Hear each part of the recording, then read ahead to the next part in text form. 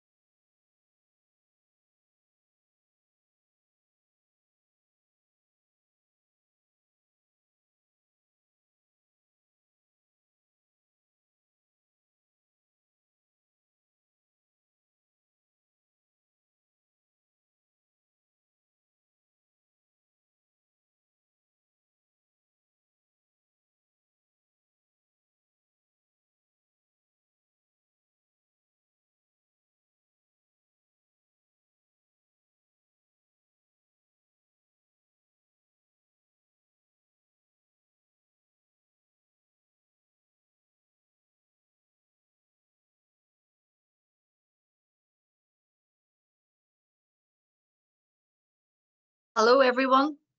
I've just heard the chime of the Guildhall clock here in Derry, so that must mean it's 11 o'clock. I'm just waiting for some people to join and just testing the sound, so hopefully everyone can hear me. I'm going to just give it a minute or so just to wait for people to join in.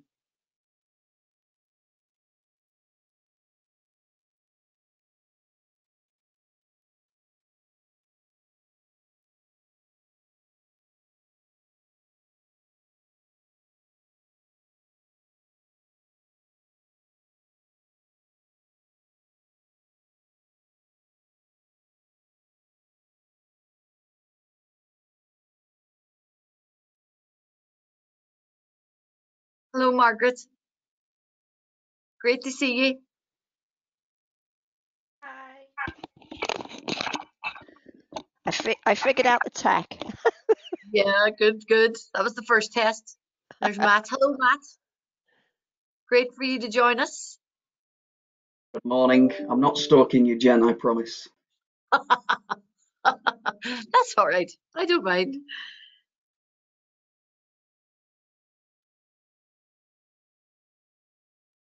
You should see the setup here. It's like as if I'm landing a plane. I've got 3 screens. Yeah, she's playing Flight Simulator. That's what she's doing. I'm going to give it a few minutes just to get people. I know that go-to isn't everybody's normal system that they use, so I'm just going to wait and see.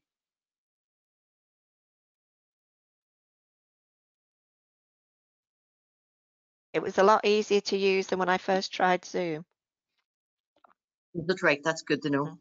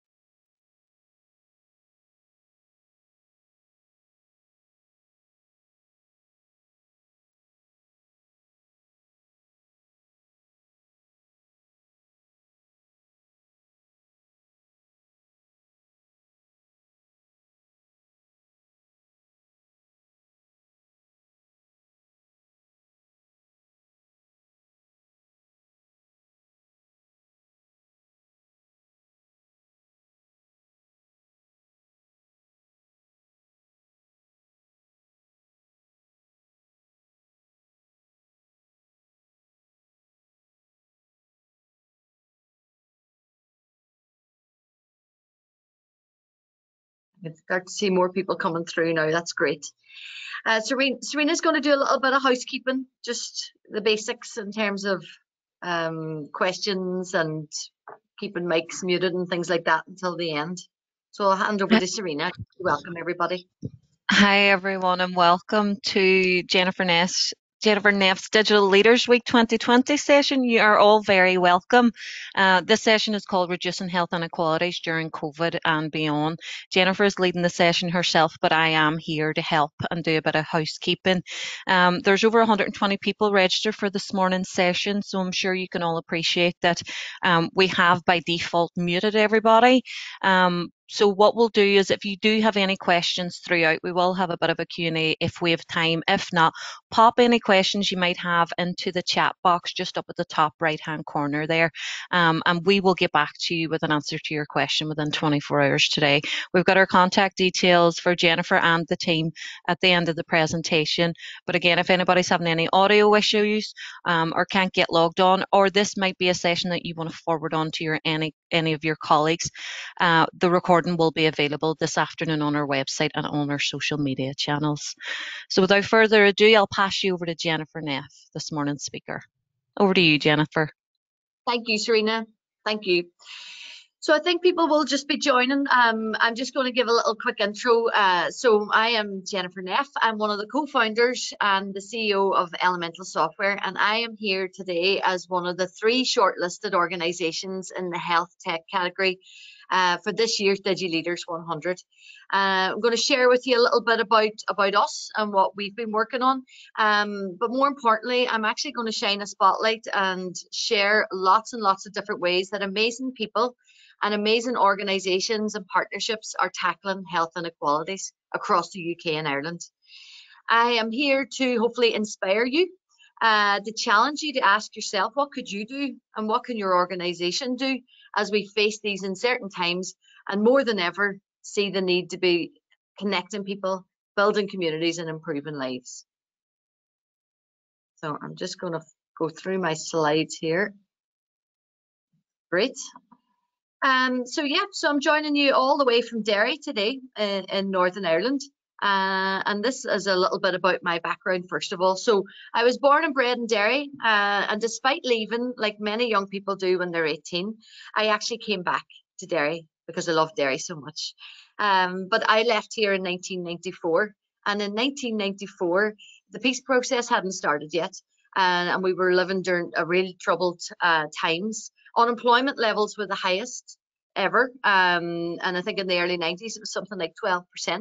Child poverty levels were through the roof, really low levels of educational attainment, and some of the biggest health inequalities in the UK.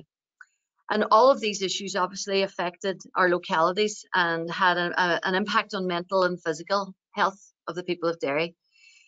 And never really was there a truer thing said than D. Reams, Peter Kuna, that things can only get better. And it really did feel like that at the time. So around about 2011, 2012, we started to enter a time of change. And in the words of the Nobel Prize for Literature, Seamus Heaney, who's also from Derry, his words were echoed through the streets. And he said, "Hope for a great sea change on the far side of revenge. Believe that a farther shore is reachable from here. Believe in miracles and cures and healing wells." So we underwent a massive community engagement process that led to the development of our regeneration plan, the One Plan. In a time where it felt like we had 97 different strategies, we probably didn't, but it felt like that. There was a strategy for everything. We decided, let's have one plan and let's have one voice. And as part of the Health for All theme within the plan, we said we wanted to be an early intervention city, we wanted to be an age-friendly city, and we wanted to be an active city. And many of you will see similarities in your own places that you're working in. It's not dissimilar to a lot of other strategies that people have come up with, but it was a united strategy that we all worked together on. And there were so many things that you could do in Derry at the time. We'd just been announced as the first ever UK City of Culture winner. We had community running groups. We had art classes funded by the Public Health Authority. We had young LGBT groups creating comics about their experiences growing up in Derry. There was graffiti arts classes, there was gardening, and allotments were really taken off. And our city was actually turned into a massive stage by Frank Cottrell Boyce. And it was a week-long celebration, and we all turned into costume designers and actors, and we were telling our story. And Sir Ken Robinson came to Derry, and he told us that when you find your passion, you're in your element and anything is possible. So we were walking tall, we were proud to be known as a caring, creative and ambitious place. At that same time, I met up with Leanne Monk. Now, she was managing a healthy living centre in the heart of the Craigan community, and I was running a programme for the local further education college. And they recognised the need to take some of the courses into the college and deliver them in the heart of the communities because people weren't coming in through the doors as much. So I was setting up learn to Skype classes, how to use email classes in community centres and schools, basically anywhere that I could find a space. Leanne and I prided ourselves on reaching people who were traditionally hardly heard or hardly reached. And we knew that some people needed more than just being handed a leaflet with health messaging on it.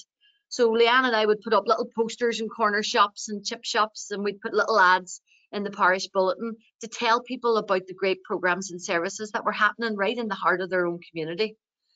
And whilst we were really good at being able to help people to engage and benefit from the things that were available, there were still people who we knew would love to be a part of that, but they weren't. And they were still walking past the doors. One of the downsides of the one plan was we didn't have a full picture of what was the uptake, what was the impact of all this great stuff, who wasn't engaging, and how could we reach them. So Leanne and I set about in 2013, and we says we're going to help others to connect the people into their communities, into programmes and services, things that were going to make a difference to their lives. People had relationships with people that they knew and trusted, like GPs, social workers, community pharmacists, housing officers. And we said, what if they were able to make referrals for people through to community development workers who would have more time than a GP would have to be able to sit down with someone, find out what's important to them and connect them into services right in their own community. We soon found out then that this was actually called social prescribing, and that there were social prescribing link workers. And social prescribing link workers were very much like community development workers. They were like the middleman, so to speak. And they were that community navigator, the listening ear, a knowledgeable and empathetic support to those who need it. So we looked at social prescribing, and we actually spent 2 years listening then to the challenges associated with social prescribing. And this is what we found out. We knew that, that people wanted to be able to support more people, but they didn't always have the time to be able to research the activities in the community. Sometimes people would have needed quality assurance on some providers, and then they also needed the ability to track and monitor what happened after that referral was made. We spoke to the people themselves, and they said they wanted to know more about what was happening in their own local community, but they needed more kind of one-to-one support as well, not just being handed a leaflet. We spoke to the community and voluntary sector providers, and they says, yeah, we have to actually, project or track our project outcomes. We've got so much evaluations that we need to do that we're often tied up with evaluations and paperwork. But, we really need to report back to our funders, and it's more than just bums and seats, because we know our organisations make a massive difference. And then we spoke to commissioners, and they said, look, we need analytics to prove value for money. We want to show that the difference that it's made, but we also need to know where is capacity stretched and where are the gaps in the provision of services. So Leanne and I then decided we would be on a quest then to build the case for social prescribing. So we took our message everywhere that we could, and anyone that had a set of ears, we would tell them about social prescribing. We would tell them about the challenges about social prescribing, and they would listen. We decided then that we'd build a platform that was actually going to help enable, establish and scale social prescribing. So we were able to say that we wanted to show the impact on the person. So what difference has engaging with social prescribing and these amazing things that are happening in someone's local community having on their well-being? Is their anxiety levels dropping? Is their patient activation levels increasing, for example? And then we said, look, what's the impact on the community? So where are referrals coming from? What are the referrals for? Have we got the capacity to manage these? Do we need to escalate some referrals because maybe people have more complex needs?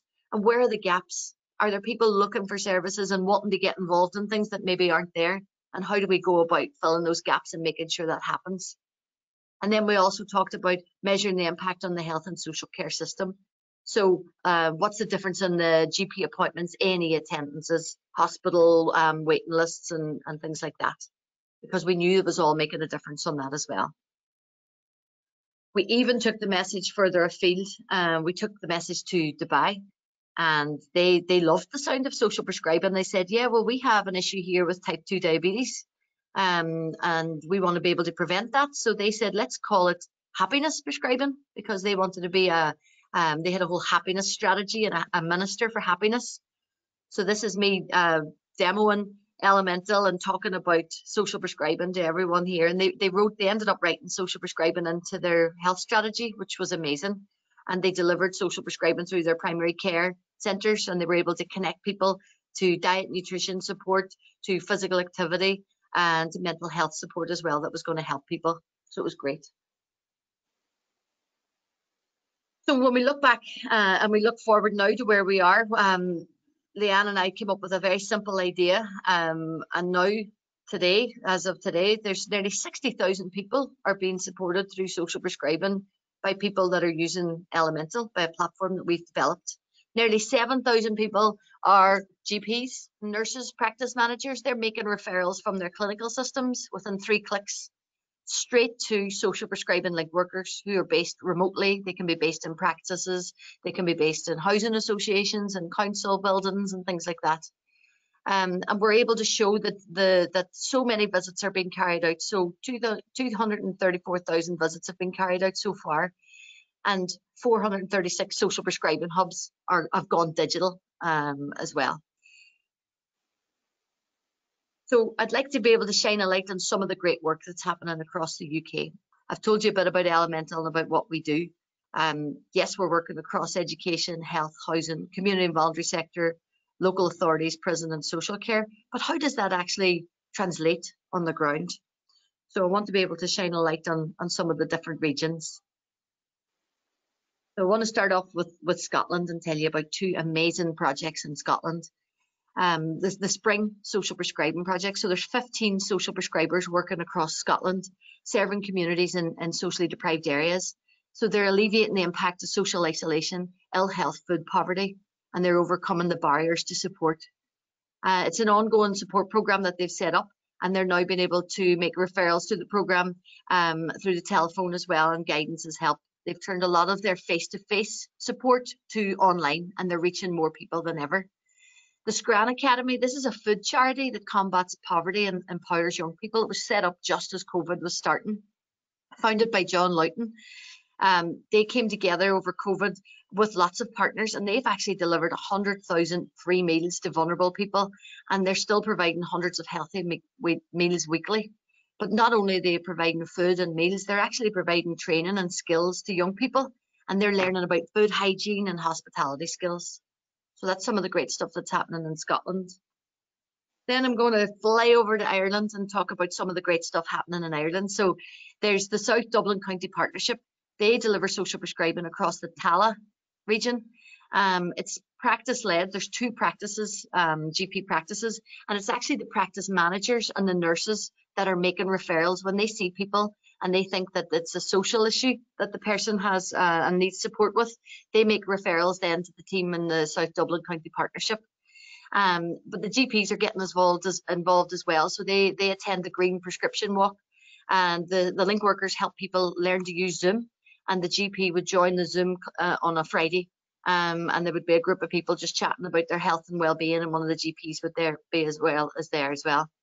Then we've got Hydebank Wood College. This is the first ever prison that's embedded social prescribing, and they've been able to connect their patients into things like sleep hygiene within the prison, stress management, voice of release program, and it's made a massive difference to people's lives whilst they've been inside.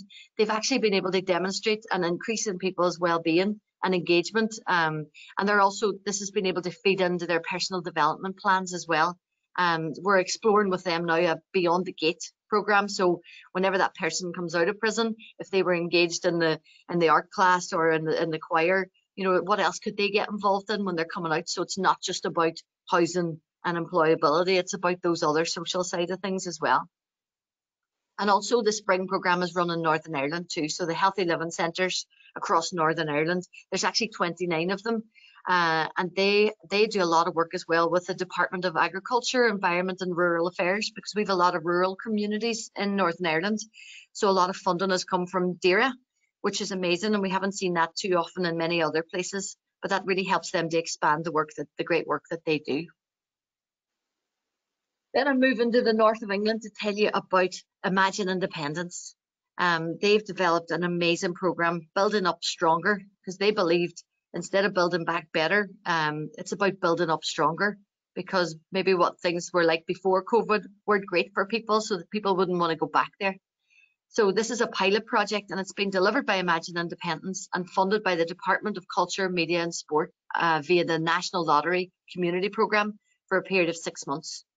So it's the BUS programme, and it's going to support people whose mental health has been affected by COVID, and to build up their confidence, gain and enhance their digital skills, and access community opportunities when it's safe to do so, and build resilience for future challenges, such as responding to an ongoing lockdown.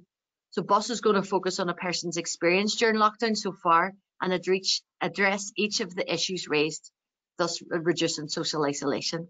You've got the Big Help Project in Knowsley, who's doing great work helping people when they're coming out of prison. They have a massive debt program that they run. They've got food banks and food clubs. They help recycle paint as well, so that you can be able to access and paint so that you can make your home look better.